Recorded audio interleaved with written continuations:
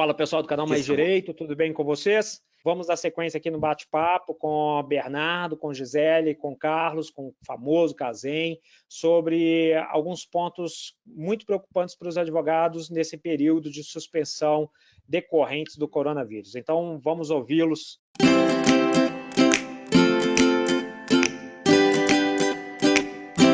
Muito obrigado mais uma vez, Gisele, muito obrigado, Cazem, muito obrigado, Bernardo, pela participação de vocês aqui no canal Mais Direito. Fico muito feliz, muito honrado com vocês terem aceito esse convite. Eu queria saber, Bernardo, a respeito de prescrição. Durante essa suspensão que a gente está vivenciando, na sua opinião, como que o advogado deve proceder, deve agir em relação à prescrição?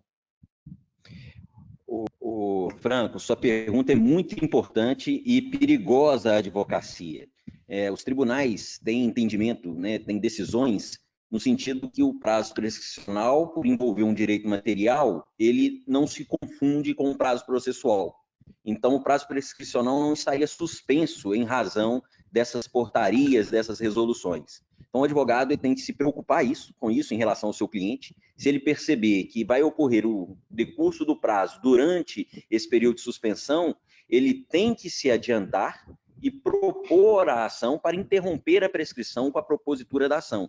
Ainda que, às vezes, demore para uma citação, nós que somos processualistas sabemos que, quando ocorrer a citação, a questão da interrupção retroagirá à data da distribuição da ação. Então, ele vai ter que fazer essa distribuição, e isso será considerado uma medida de urgência e, com certeza, será permitido a ele fazer, mesmo que no período de suspensão. Ótimo. Posso fazer um acréscimo? Por favor, claro. Deve. Nesse caso de prescrição, é bom lembrar também que, diversamente da prescrição, a decadência já não se sujeita a isso. Então, tomar cuidado também, porque em prazos decadenciais, mesmo estando a suspensão, ele está correndo.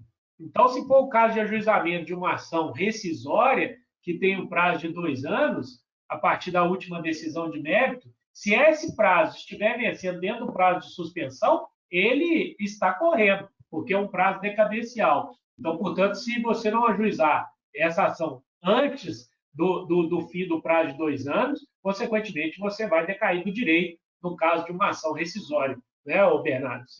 O Gisele, pode confirmar isso aí também. Com certeza. Isso se aplicaria também naquele prazo de 90 dias para anular uma decisão arbitral, então. Também.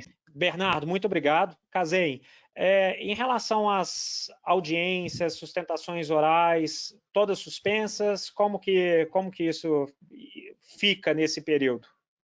Então, do ponto de vista prático, o correto seria o seguinte: após a resolução de suspensão dos prazos e a prática de atos processuais durante esse período, até dia 30 de abril, o correto seria o juiz intimar as partes, cancelando tanto as audiências que estariam marcadas para esse período, quanto as sustentações orais também marcadas para esse período. No entanto, muitas vezes isso não deu tempo, ou os juízes também não se ateram a esse fato. De toda maneira, elas estão suspensas e, obviamente, devem ficar assim até poder ser restaurado aí o fluxo dos prazos processuais. O que a gente espera é que seja feito aí até o dia 30 de abril. Nesse aspecto aí, até gostaria de ver se os demais participantes aí têm essa experiência, né, com relação a essa suspensão de prazo, é que, tirando essa questão dos alvarás, que o Bernardo trouxe aí com a propriedade, que eu acho até interessante, eu não sei se essa é a regra, né, mas é uma situação vivenciada, com relação a essas questões que envolvem aí as tutelas provisórias e que necessitam de um despacho ou de estar lá conversando com o juiz, buscando efetivamente uma decisão, vocês têm conseguido ou obtido êxito em conversar com o juiz nesse período de suspensão? um pouco mais próximo, né? Vocês têm conseguido o atendimento? Kazem, eu vou dar uma experiência que eu tive essa semana, né? Então, salvo engano, acho que foi terça-feira, interpus um recurso de agravo de instrumento com pedido de efeito suspensivo no Tribunal de Justiça do Distrito Federal, né? E inclusive estava com passagem comprada para despachar esse efeito suspensivo no gabinete da desembargadora para quem ele foi distribuído. E em razão, né, dessa questão do coronavírus, eu optei em não fazer a viagem, mas entrei em contato no gabinete da desembargadora, ela me deu toda a atenção possível, eu fiz o despacho com ela por telefone e já fui informado hoje no escritório que a liminar foi deferida e já foi comunicado ao juiz de origem, né? Então, eu acredito, né, que os julgadores estão cientes desse momento que nós estamos vivendo e vão disponibilizar outras formas de atendimento, né? Quem às vezes milita, eu já tive a oportunidade de despachar no STJ, quem conhece a ministra Nancy Andrighi, ela só atende por Skype, né? Eu, às vezes que eu tive a oportunidade de despachar com ela, eu achei sensacional, porque foi no horário marcado, eu não precisei me deslocar, ou seja, para o meu cliente, inclusive, foi menos oneroso, porque não teve o custo do transporte da viagem, e foi como se eu estivesse na frente dela, igual nós estamos aqui. Eu estou aqui na frente de vocês, vendo o rosto de vocês e interagindo com perguntas e respostas, né? E foi o que aconteceu. E eu acho que nós vamos, a advocacia vai precisar se reinventar e cada vez mais vai ter que ter esse tipo de instrumento, né? Hoje um advogado ele tem que ter um computador com acesso à internet, com programas que vão lhe permitir esse tipo de interlocução, né? Seja o Zoom, seja esse que nós estamos utilizando aqui, que o Franco eu não conhecia, né? Então o meu computador já está cheio de apps, né? Para esse tipo de serviço, e nós temos que entender essa realidade, nos preparar para essa realidade, porque vai ser o futuro, né? E muito mais cômodo. A gente consegue, né, eu consegui despachar uma medida de urgência no Distrito Federal sem precisar me deslocar ao Distrito Federal. Né? E eu conheço alguns desembargadores daqui de Minas Gerais que estão cientes desse problema e também estão disponibilizando telefone, estão disponibilizando acesso. Eu acho que vai ser essa nova realidade que nós vamos ter que enfrentar. E acredito que, inclusive, com a ajuda da própria OAB, se a gente, porventura, encontrar algum desembargador que negue esse tipo de acesso, ver como que a gente pode fazer para que ele perceba que isso não é um favor, isso é um dever da prestação do serviço que ele tem que dar à sociedade em razão do cargo que ele ocupa. Essa é a minha opinião. Ah, que legal. Eu vou só narrar que eu também tive essa experiência, mas foi também só por telefone, despachando regularmente, conversando com o juiz diretamente, quase todos estão efetivamente negando esse atendimento, né, sobre a alegação do coronavírus. Eu até acho louvável, mas todos, inclusive me passou o WhatsApp dele para poder resolver essa questão da melhor maneira possível, que eu achei bastante interessante para poder requerer a medida de urgência. Né? Eu não tive tanta sorte, né, que ainda apesar do meu pedido ter sido, né, aceito, apreciado, ainda não saiu a decisão. Né? Mas ele disse que no prazo hábil ele vai decidir sobre isso, que eu fico satisfeito. É uma nova tecnologia, a ferramenta está aí, é para isso mesmo, né? Para facilitar. Né? Eu também eu tenho essa mesma experiência. Eu acho... Desculpa, não, por favor, Gisele. Não, e eu entendo que até nesses tempos de dificuldade extrema que estamos vivenciando, de pandemia, estamos tendo que utilizar muito mais, inclusive, desses recursos de tecnologia. E o que eu espero é que, quando acabar essa pandemia, espero que acabe logo, prossiga essa forma de utilizar esses equipamentos, né, esses recursos de tecnologia para facilitar a prestação jurisdicional adequada. Inclusive, o professor Bernardo deu esse exemplo aí de Brasília. Na semana passada, foi na terça-feira, eu teoricamente ia para o Sul, TJ do Sul, despachar em uma situação super complicada, que na verdade eu já havia marcado, e por causa dessa situação do coronavírus, ele falou, olha, vamos fazer o seguinte, não precisa você vir, eu estou tentando já implementar novas formas, nós vamos abrir um canal para marcar um horário, como a exemplo da ministra Nanciane, que já trabalha dessa forma, um TJ mesmo em segunda instância. E aí ele me abriu esse canal, primeiro eu conversei com o assessor, depois ele abriu o canal, ou seja, não teve custo nem para mim, nem para o cliente, e um trabalho, assim, que seria totalmente dispensável, foi resolvido do próprio escritório, porque aí ele abriu esse canal. E espero que isso aconteça daqui para frente, né? Porque facilita a vida de todos. A gente tem uma redução aí que a maioria das pessoas se esquecem, mas que é uma redução que eu considero até maior do que a redução de custo, que é a redução de tempo. O tempo que você economizou em todo esse translado para Porto Alegre, ou para o Distrito Federal, é uma coisa simplesmente absurda. E isso, para a gente, às vezes, vale mais do que a despesa da própria passagem aérea ou de outras. Então, é algo que essa tecnologia ela realmente traz de bom para a gente. Lá no escritório nós tivemos alguns casos, ontem eu me lembro de um que, respondendo aí a sua pergunta em relação a essa experiência, eu particularmente tenho atuado exclusivamente com a arbitragem, então é um mundo extrajudicial e que os prazos estão tendo curso normalmente. Hoje mesmo eu recebi uma OP, ontem eu recebi outra ordem processual, eu tenho algumas arbitragens em curso e elas estão continuando fluindo normalmente. Lá no escritório, eu tenho ciência que ontem teve um despacho por telefone também com um desembargador, que ontem mesmo concedeu a liminar que a gente estava pleiteando. Então, o tipo de contato, a interação que a gente está tentando é exatamente dentro dessa mudança de dinâmica que a gente está vivenciando. E que eu acho, Gisele, não sei a opinião do Bernardo e do Cazem, eu acho que esse é um caminho sem volta. Eu acho que, na verdade, a gente vai ter uma sacudida nesse momento para poder fazer essas adequações. São adequações muito bem-vindas e que eu acho que durante esse período elas vão vir para ficar. E eu não acho que isso vai retornar ao estado quo ante depois que essa crise, que essas suspensões aconteceram, na sua opinião, do Cazem e do Bernardo.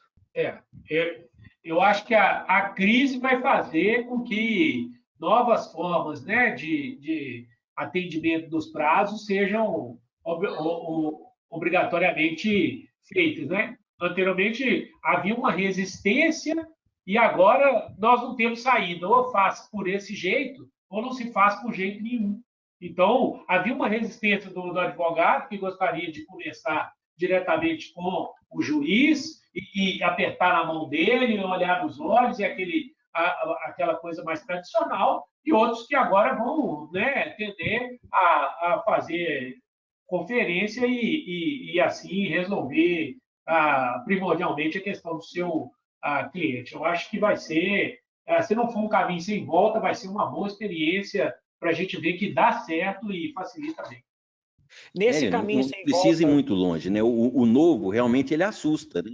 Eu tenho tranquilidade para falar sobre isso, porque advogo há quase 20 anos. Então, eu advoguei muito com o processo físico e quando foi iniciar o processo eletrônico, fiquei com medo. O que é esse processo eletrônico? E hoje nós sabemos que o processo eletrônico é um facilitador da advocacia. Hoje, para mim, é muito mais fácil acompanhar um processo no Superior Tribunal de Justiça do que, às vezes, em Belo Horizonte. Porque lá no Superior Tribunal de Justiça, o processo eletrônico, eu entro nele na hora que eu quero, eu vejo as folhas na hora que eu preciso, e muitas vezes no processo físico em Belo Horizonte, eu tenho que ver se o processo está disponível em secretaria. Então, eu acho que nós vamos viver essas novas tecnologias, essas oportunidades que está sendo dada para a advocacia e para a comunidade jurídica como um todo, os magistrados também, o judiciário vai ter que se reinventar e ver o que isso vai trazer de bom para que isso prossiga após esse período, né, de encerramento da suspensão. Eu acho que tem muita coisa boa, muita coisa que pode ser melhorada, né, em prol de uma prestação, como a professora Gisele falou, que o interesse de todos é comum, né? A advocacia quer uma resposta judicial efetiva e em prazo razoável, e o juiz também, o magistrado também. Nesse ponto, eu acho que todos coadunam do mesmo entendimento e, por que não, né, facilitar para que isso ocorra da melhor forma possível. Excelente. Gisele, só para a gente encerrar esse bate-papo, a questão de sustentações orais também também se enquadra nessa suspensão? Ela vai acontecer? Como as sustentações orais virtuais? Como que vai se dar isso? Bom, as sustentações orais presenciais, como o professor Casem já falou, sim, elas têm que ser suspensas. Agora, há um questionamento em relação à possibilidade de realização de sessões de julgamento virtuais. E nas sessões de julgamento virtuais não há sustentação oral. E qual que é a minha preocupação? Exatamente pelo fato de os prazos estarem suspensos até o dia 30 de abril, portanto, não termos esse contato presencial e não podermos efetuar a sustentação oral presencial, a minha preocupação é só o seguinte: essas sessões de julgamento virtuais, que porventura sejam marcadas no decorrer dessa suspensão, é preciso ficar muito atento se elas foram designadas e se foram precedidas da intimação das partes por meio dos seus procuradores para que eles se manifestassem se têm interesse ou não pela sessão presidencial para fins de efetuar a sustentação oral. Então, somente, a meu ponto de vista, somente poderá ocorrer sessões virtuais para aquelas que já estavam designadas antes da vigência das portarias dos tribunais de justiça e da resolução, porque, neste caso, já foi oportunizado ao advogado manifestar se havia ou não interesse em fazer sustentação oral. Agora, as que forem marcadas, designadas após esse prazo, após a suspensão, eu entendo que elas só vão poder ocorrer após o dia 30 de abril, quando cessar essa suspensão, para que não haja prejuízo a garantias constitucionais, como, por exemplo, a ampla defesa. É isso aí. Gisele, muito, muito, muito obrigado por sua presença aqui. Bernardo, muito obrigado pela sua presença, por dar a honra do seu tempo. Casem, muito obrigado mesmo também. Nós já tem muito tempo que a gente não se encontra pessoalmente, mas sempre um prazer poder discutir, trocar ideias com você. Bernardo, Gisele. Eu posso só fazer uma propaganda? Por favor, faz o jabá. Se quiser saber mais sobre suspensão e outras questões de direito processual, eu estou indicando o meu livro, que se chama Curso de Teoria Geral do Processo Civil. Aliás, só para te dar uma boa notícia aí, né? Ele já terminou a edição e nós vamos fazer a segunda edição dele agora para o segundo semestre.